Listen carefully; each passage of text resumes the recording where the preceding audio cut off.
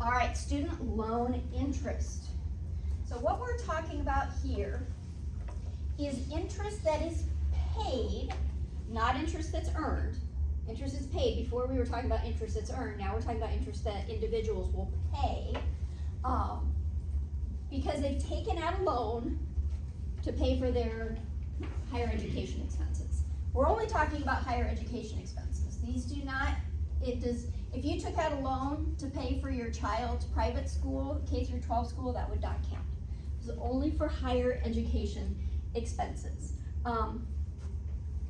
We talked about some of those savings bonds in the last chapter, that savings bond interest that you could, if you earned interest but you used that money toward paying for higher education, then that interest income would not be taxable at the federal level.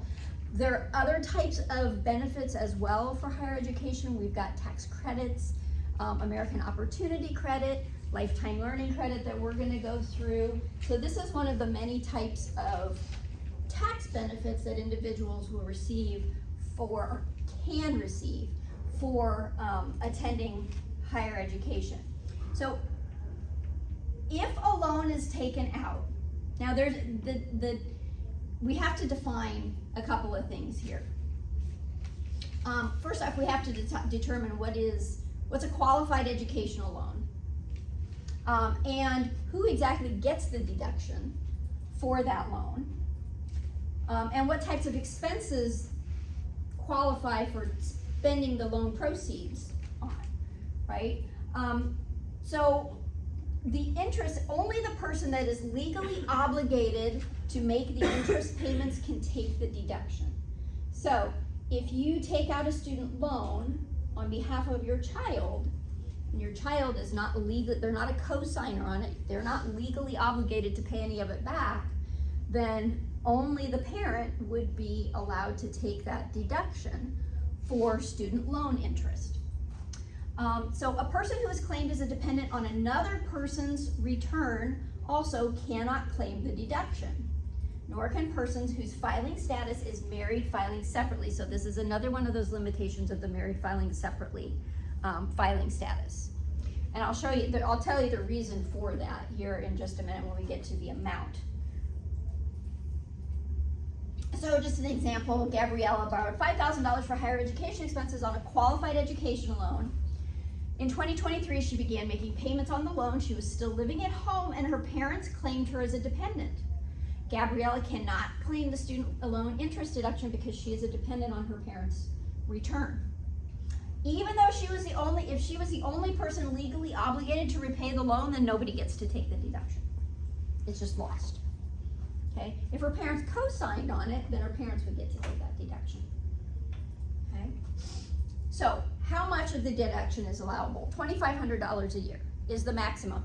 And that is per tax return, not per individual. So if you have married filing jointly spouses and they're both paying back their student loan, their student loans, they together are still limited to $2,500. So it's one of those marriage penalties, kind of, that it's limited to the return, not to the individual. This is why individuals who are married filing separately don't get to take it, because you can imagine a scenario where a couple decides they both got student loan interest that they paid, and they're going to file separately so that each of them can actually take $2,500 of student loan interest. They cannot take that, neither one of them can take it if you file married filing separately. You have to file jointly or single head of household, but it's still limited to $2,500 in total. They talk a little bit about some of the recent, there was a pause for student loan repayments. There's been all sorts of stuff with student loans and forgiveness of student loans and all of that stuff. The repayments were supposed to start up again. I think they have started up again. They kept pushing it back and all of that. But anyway, I think everything is kind of back to normal now, where you have to make payments on your student loans. Okay, So let's talk a little bit about what exactly is a qualified student loan. So the taxpayer has to have taken the loan out solely to pay for qualified education expenses on behalf of either the taxpayer, the spouse, or any dependent of the taxpayer at the time that the loan was incurred. So, meaning that if you took out a loan, student loan for your child when they were 18 and you're still paying it back and they're now 28 and not on your tax return, they were your dependent at the time you took the loan out, so that student loan would be deductible still to you.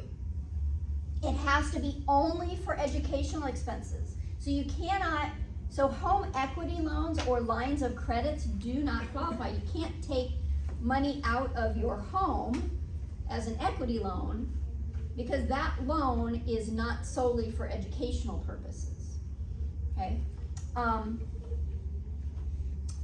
So expenses will meet the test if the proceeds of the loan are dispersed within 90 days of the start or 90 days after the end of the academic period. So there is a time frame within which they have to be distributed.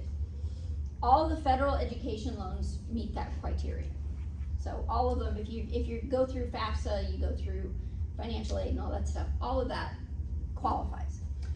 The expenses have to occur during the period that the recipient was carrying at least half the normal full-time workload for the intended course of study. So you can't just be taking one course here or there and use the proceeds and have the proceeds count toward the student loan interest deduction. It doesn't matter if they're undergraduate or graduate level, but they do have to be higher education. So what kinds of expenses can we use these proceeds for? Tuition, fees, books, supplies, equipment, room and board, transportation, other necessary expenses of attendance. However, if the taxpayer receives other educational assistance, they have to reduce the amount of the expenses by the benefit that they have received. So things like employer paid educational assistance program. So they took out a $10,000 student loan, they had $10,000 of expenses, but they got $5,000 from their employer to help pay for education. Now it's only $5,000 of expenses. So half of that loan amount would be qualified. Also reducing it by the amount of student savings bonds that were redeemed in order to pay for that, other types of savings account, education savings accounts, fellowships, scholarships, those 529 plans, all of this stuff factors into how much of the student loan interest is actually deductible. An example here, LeBron spent $3,000 on qualified educational expenses, received a loan for $2,800 in the same month that he paid the expenses. During the semester, he received a scholarship, though, of $500. So that $500 comes off of the $3,000 for qualified expenses. He didn't have to pay tax on it. He didn't have to, it was not taxable income. His qualified educational expenses now are $2,500.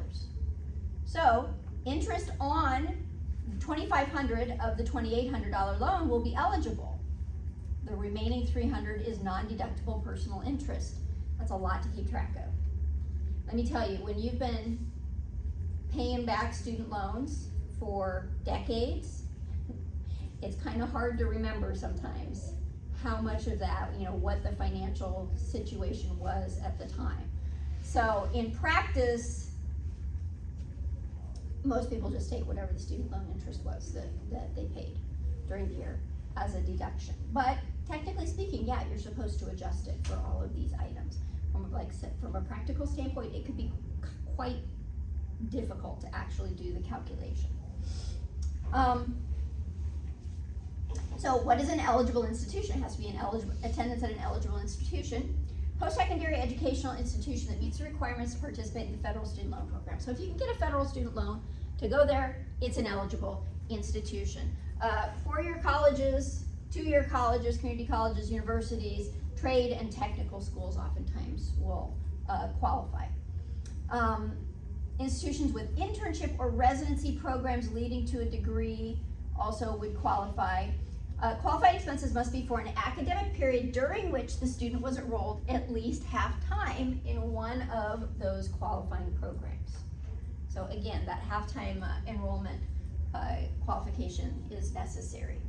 All right, so it is also, okay, now we know roughly which kind of educational institution, what types of expenses, and what type of loan qualifies for this.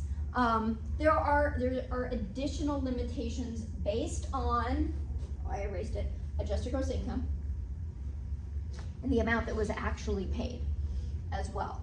So what we work with is called modified adjusted gross income. Remember when we did the Social Security calculation, we talked about provisional income, which was a type of modified adjusted gross income. That's where the M comes from.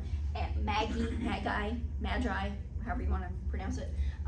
Modified adjusted gross income, but that definition of what modified adjusted gross income is can vary depending upon the calculation that you're using it for.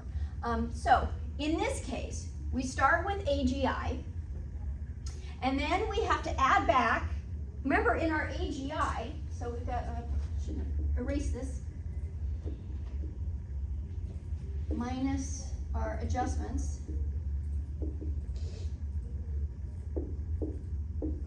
That's supposed to just be a dot to get to our AGI. Now remember, what we're talking about here are adjustments. And our student loan interest is part of the adjustments. So if we're starting with AGI, and we've subtracted the student loan interest, we need to add it back because that student loan interest has been subtracted up here. We can't include it, otherwise you'd have this circular calculation going on. So we're gonna add back our student loan interest. That was part of that calculation.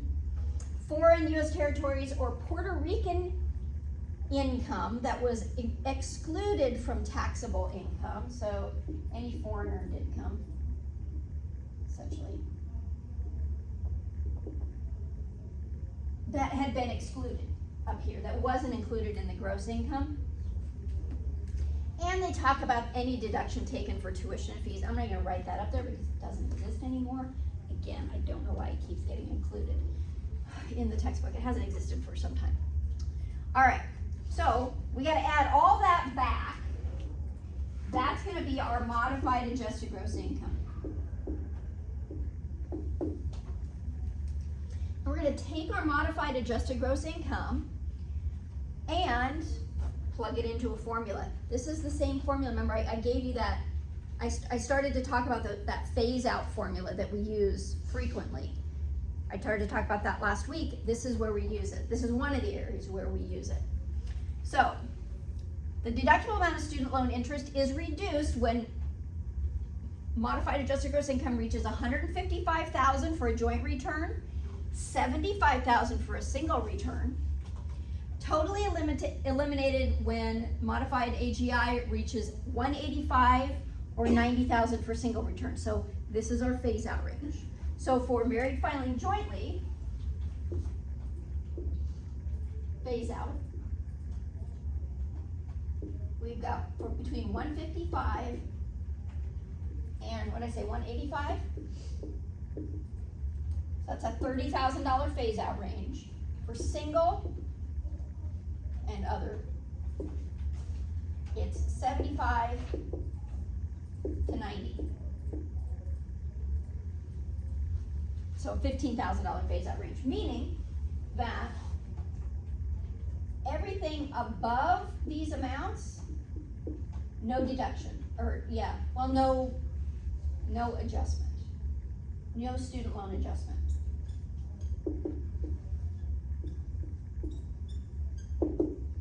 Everything below, sorry, I know I've got this in the way here.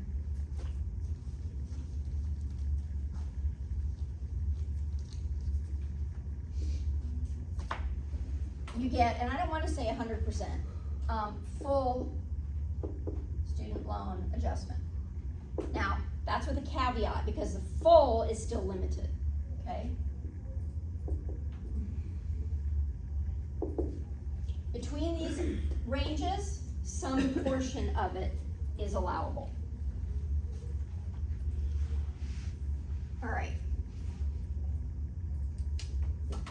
Why did I say 145?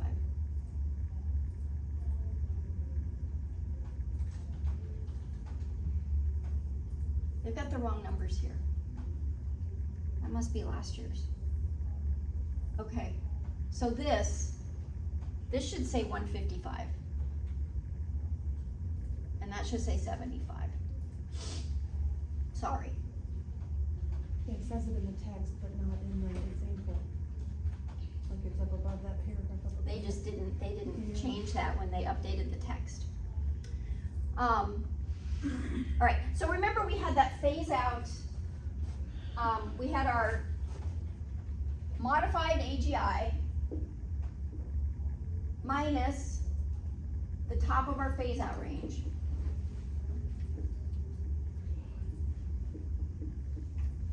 Which for married filing jointly was 185, single 90.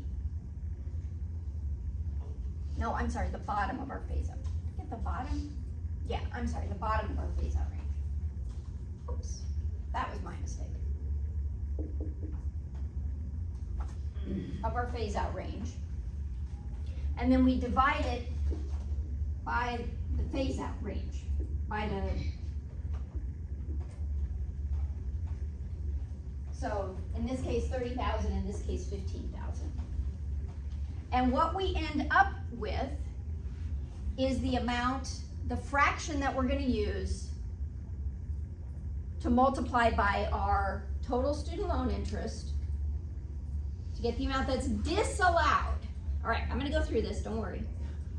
Okay?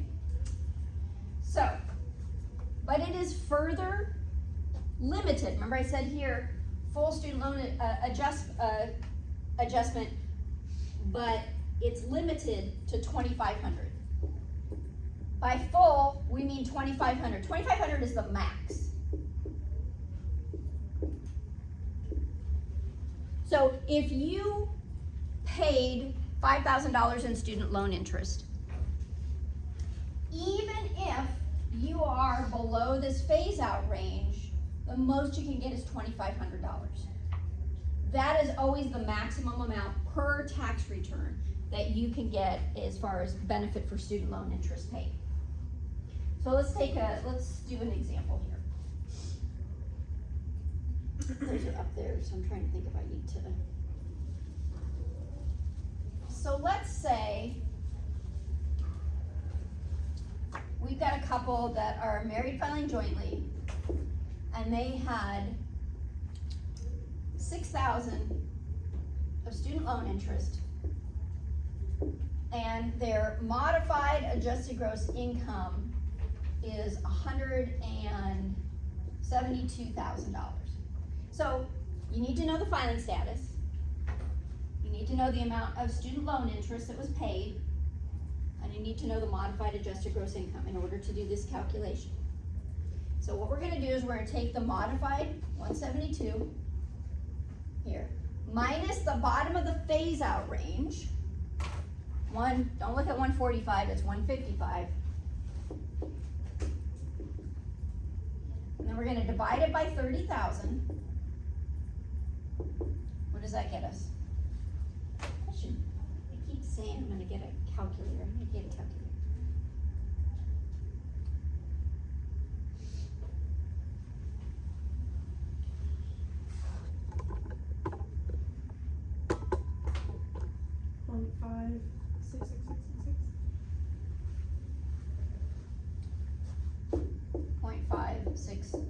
So 56.7. So that means that 56.7% of our allowable student loan interest, of our maximum student loan interest, is not allowable. So what we do now is we take this and we apply it to our maximum student loan interest that's allowable, which is not 6,000. This is 2,500. That's our max.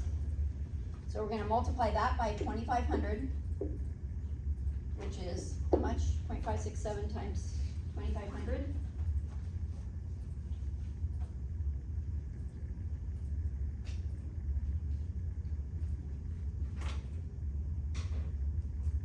$20,417.50. Okay, we'll call it 1418. This is disallowed.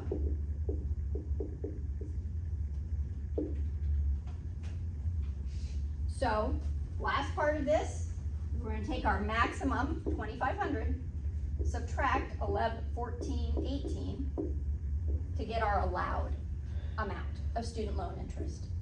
So 4, 10, 8, 2, 2.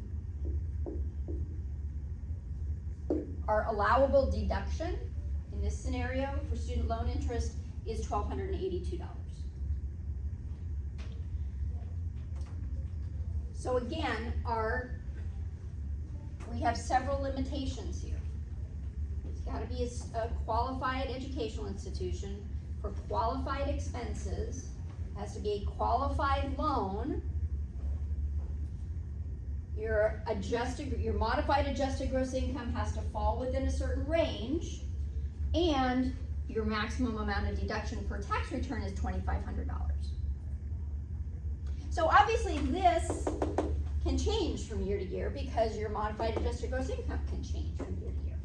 So if this modified adjusted gross income was, let's say it was exactly $155,000, well, I don't like that. Let's say it was, let's go the other direction. Let's say it was $190,000. Well, we're outside of the phase out range, which makes this over 1%, right? That puts this over 1. This is our disallowed amount. That means over 1 is over 100%. That means over 100% of it's disallowed at that point. And if it's less than the 155, lower than the phase out range, then you get all 2,500. But again, you paid 6,000. Maybe each spouse paid 6,000, so they paid $12,000 in student loan interest. If they had that $172,000, they're limited to $1,282 deduction. Let's take a look at this example too, just so we go through another one. So we got Shannon and Marion. They borrowed $30,000 on a qualified educational loan to pay for qualified higher ed expenses for their 2 children. During 2023, they paid $1,800 of interest on the loan.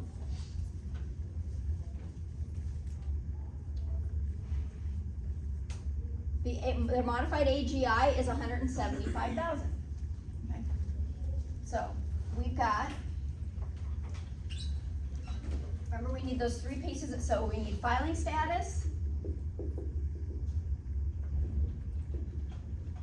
modified AGI, and we need, student loan and interest paid. Qualified. It's not qualified net accounts. Qualified student loan interest paid. Those are our 3 factors that we need. So here, they're married filing jointly. Their modified AGI is $175,000. And they paid $1,800. All right. Well, that's not going to be a problem, the $1,800, right? So they're below $2,500. So that's what we can use to determine what their proportion is. Modified AGI, so let's use this equation here. So 175 minus 155 divided by 30,000. So 20 divided by 30, 2/3, 0.67. I can do that in my head. So 0.67 times 1,800. And this is the disallowed amount. So 2/3 of 1,800, so 600 is 1,200 is disallowed. Last part, we're going to take the student loan interest paid up to a maximum of 2,500 minus the 1,200 disallowed. 600 is allowed. That makes sense though, doesn't it? Look at where they are, look at where their income is. That phase out range is between 155 and 185. If their income is at 175, so they're 2/3 of the way into that phase out range. They've only got 1/3 left in that phase out range, so that's the amount that they get the deduction. Make sense? Mhm. All right. Questions? We can look at this one just to make sure. So if they had paid $3,200 of interest, the difference here would be, this would be maxed out at $2,500. And this would be $2,500. So 2/3 of, what's 2/3 of 2,500? They give us,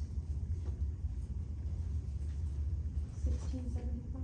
yeah, 16 or 67, something like that. That's the amount that's disallowed.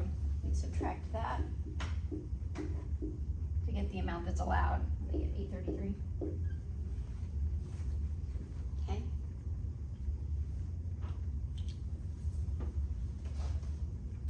Questions?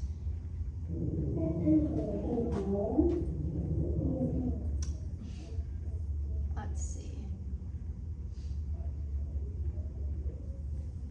Well, they kind of summarize here the 4 critical issues. Was the loan taken out for educational expenses? Were the loan's funds used for educational expenses? So, because people do take out educational loans and then they use it for something else. Not supposed to, but they do. The amount of the interest payment for the year and the limitation of the deduction based on AGI phase outs. I would add a 5th one there that we're limited to a maximum of 2,500 overall.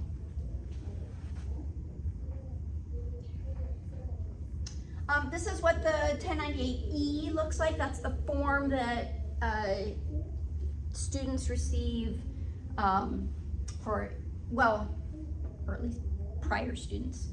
Individuals who have paid student loan interest will get this form 1098E that indicates how much student loan interest was paid. So, and it's from the perspective of the lender. So student loan interest received by the lender, how much did you pay?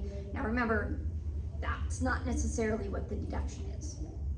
So there's calculations that have to be done over and above that. If you don't like how we did it here, there's a worksheet. I think it's better to try and understand the reasons why rather than just blindly following the worksheet. But if you look at the worksheet, you understand this, and then you look at the worksheet, you see, oh, okay, there are a lot of those same factors here, except they got the wrong years because they've got 70,000 and 145. So don't use that worksheet. Pull it off of the IRS website instead.